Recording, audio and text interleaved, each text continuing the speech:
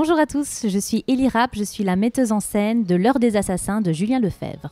Bonjour à tous, je suis Ludovic Laroche, je suis l'un des comédiens de L'Heure des Assassins et j'ai la chance d'interpréter Arthur Conan Doyle. C'est un 31 décembre 1909. Nous sommes à Londres. Se passe ce jour-là un fait exceptionnel. Nous sommes à l'inauguration d'un grand théâtre qui est le dernier théâtre en vue, très moderne, qui vient d'être créé par le richissime homme d'affaires Philippe Somerset. Nous sommes donc au théâtre Somerset, dans le foyer du théâtre qui se trouve tout en haut à la dernière tour avec une vue magnifique sur la Tamise. Et ce soir-là est réuni le gratin de Londres dans ce petit salon cosy londonien. Au moment où ils partent pour aller voir le spectacle, puisque là c'est la première de la comédie musicale Peter Pan qui sera un succès mondial, au moment de partir, eh bien les choses ne vont pas se passer comme prévu. Non, le pauvre Philippe Somerset, enfin pauvre, pas financièrement, mais en tout cas ne va pas pouvoir assister au spectacle tout simplement parce qu'il va mourir. Il meurt dans des conditions très étranges sur le balcon et les quelques invités privilégiés se retrouvent eux coincés dans le salon en haut, enfermés de l'intérieur ou de l'extérieur, on ne sait pas, mais avec un cadavre sur les bras, et en l'occurrence Philippe Somerset. Et apparemment, ils ont bu et mangé la même chose que lui. On a beaucoup de chance cette saison de pouvoir travailler avec Élie Rapp, qui est donc est à la mise en scène du spectacle L'Heure des Assassins. Elle connaissait déjà le travail de l'équipe artistique, donc voilà, elle nous a fait l'amitié de travailler sur cette aventure. Voilà, donc Élie est à la fois comédienne, metteuse en scène, auteure, et on est très très heureux, très fiers de travailler avec elle. Ludovic Laroche, Ludovic est comédien dans le spectacle, mais pas que, il est aussi à la production de L'Heure des Assassins, enfin de toute la trilogie d'ailleurs, qui est associé avec Stéphanie Bassibé, qui est aussi comédienne dans le spectacle, et depuis 2016, ils portent ensemble le triptyque de l'écriture de Julien Lefebvre, avec un premier volet, Le Cercle de Whitechapel, un deuxième, Les Voyageurs du Crime, et voilà qu'arrive L'Heure des Assassins qui va couronner le tout.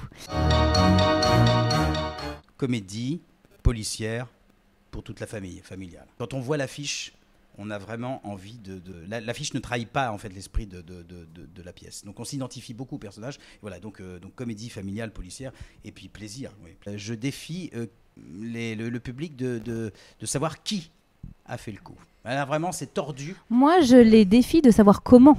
Et comment, ouais. Et pourquoi. Et avec qui. Et avec qui. Pour moi, c'est un chef d'orchestre. Il est aussi, alors si on est dans l'univers de l'entreprise, on dirait que c'est un manager parce qu'on travaille avec des équipes.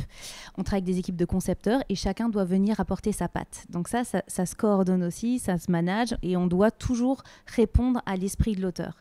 Et je crois que c'est le premier défi du metteur en scène, c'est de respecter l'écriture de l'auteur. Donc ça aussi, il a fallu apprendre à travailler avec Julien, que je connaissais déjà et dont j'admire le travail, d'avoir ces allers-retours-là. Et une fois que je comprenais bien son univers, d'aller briefer les costumes, les décors, les accessoires, tout ce qui est communication aussi, le photographe. Et à chaque fois, d'avoir cette exigence de qualité et cette exigence d'univers. Donc c'est un chef d'orchestre. Donc c'est quelque part mettre en valeur le talent des autres. Et pour ça, je crois qu'il faut travailler aussi sur son ego.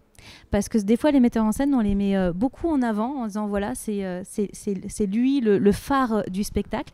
Mais en fait, oui, alors si on est un phare, c'est pour éclairer les autres. Toute l'équipe artistique, que ce soit le vidéaste, que ce soit Axel Bourse, Sébastien Misermont, Dan Imbert, qui est d'ailleurs l'un des régisseurs du théâtre, qui va partir dans d'autres aventures, mais Axel Boursier au costume, Hervé de Volder aux musiques. D'ailleurs, tu as fait aussi la scénographie, en l'occurrence.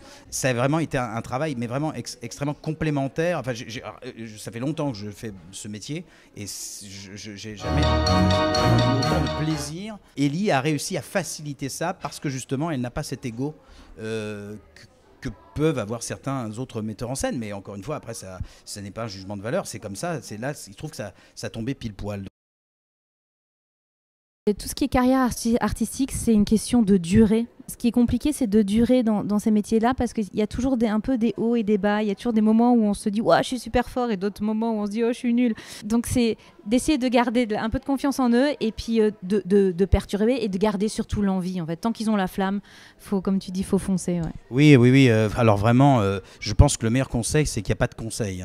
Parce que vraiment, chaque parcours est tellement spécifique, tellement singulier que moi, on me demande quelle école suivre de théâtre. Alors là, franchement, c'est tellement particulier, tellement personnel qu'il faut écouter son instinct parce que Voilà, c'est avant tout un métier. J'allais dire ça, d'écouter personne sauf son instinct.